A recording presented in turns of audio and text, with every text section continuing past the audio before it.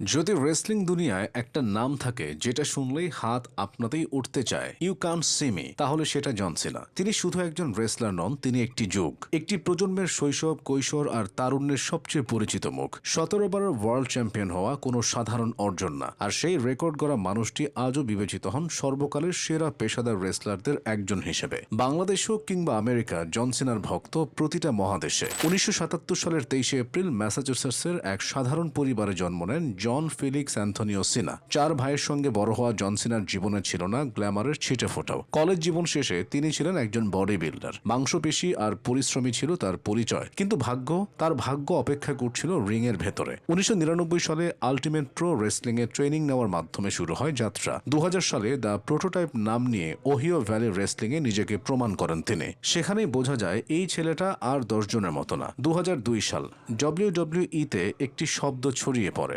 Ruthless aggression. Cart অ্যাঙ্গেলের open চ্যালেঞ্জে হঠাৎ করে হাজির হন এক তরুণ জন সিনা। ম্যাচ হারলেও তিনি জিতে নেন সবচেয়ে কঠিন জিনিসটি, ভিন্স ম্যাকম্যানের নজর। সেদিন থেকেই শুরু হয় এক নতুন ইতিহাস। এরপর আসে ডক্টর অফ থাগানোমিক্স, ঢিলা জার্সি, গলায় চেইন, র্যাপ ভিত্তিক প্রোমো।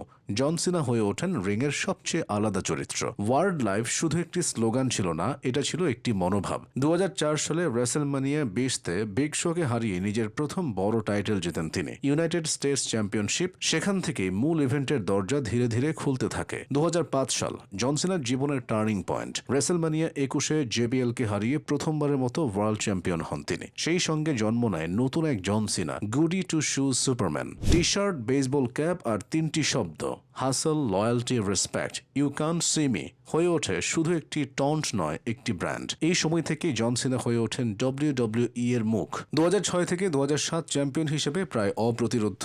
এজ, ট্রিপল এইচ, শন মাইকেলস, উমাগা সবাইকে পেরিয়ে টিকে থাকেন তিনি। তবে জনপ্রিয়তার সঙ্গে আসে নেগেটিভ রিয়াকশনও। ECW দর্শকরা তাকে বু করে, তবু সিনা পিছু হটেন না, কারণ তিনি কখনোই সবাইকে খুশি করতে রিংয়ে নামেননি। 2008 সালে ঘাড়ের মারাত্মক ইনজুরি থেকে ফিরে এসে রয়্যাল র্যাম্বল জেতা, এটা ছিল জন সিনার মানসিক শক্তির প্রমাণ। 2008 থেকে 2010 ওয়ার্ল্ড হেভিওয়েট চ্যাম্পিয়ন হিসেবে নিজেকে আবারও প্রতিষ্ঠিত করেন। এজের সঙ্গে কিংবদন্তি তুল্য ফিউড, রেসলম্যানিয়া 25-এ ট্রিপল থ্রেট ম্যাচ, সবই ইতিহাস। এরপর আসে নেক্সাস অধ্যায়, একটা পুরো স্টেবল জন সিনার বিরুদ্ধে। হার, কাইফেব, অবসর, আবার ফিরে আসা, এই স্টোরি লাইন দেখিয়ে দেয় কিভাবে একজন সুপারস্টার একাই পুরো শো বইতে পারে। 2011 থেকে 13 রক বনাম সিনা, দুটি রেসলম্যানিয়া, দুটি যুগের সংঘর্ষ। রেসলম্যানিয়া 28-এ হার, রেসলম্যানিয়া 29-এ প্রতিশোধ। এই ম্যাচগুলোই প্রমাণ করে জন সিনা শুধু রেসলার নন, তিনি একজন মেইন স্ট্রিম আইকন। 2017-এর পর তিনি হয়ে যান ফ্রি এজেন্ট। রেসলিং এ উপস্থিতি কমে, কিন্তু গুরুত্ব কমে না। রোমান রেইন্সের সঙ্গে শেষ বড় ফিউড। আন্ডারটেকারের সঙ্গে রেসলম্যানিয়া 34, সংক্ষিপ্ত কিন্তু স্মরণীয়। রেসলিং এর বাইরে জন সিনা আরেক নাম, মেক এ উইশ ফাউন্ডেশনে 500-র বেশি শিশুর স্বপ্ন পূরণ করেছেন তিনি, যা ইতিহাসে সর্বোচ্চ।